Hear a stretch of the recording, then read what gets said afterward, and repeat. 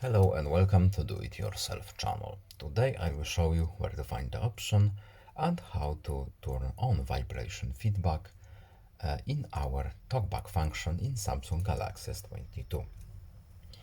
So where to look for our talkback options? We need to go to settings, and then we are looking for accessibility options, and here we have talkback.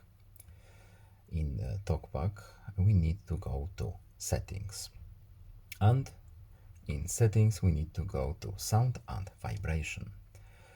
Right now, as you can see, our vibration feedback is turned off, but we can turn it on right here if we want to or if we need to.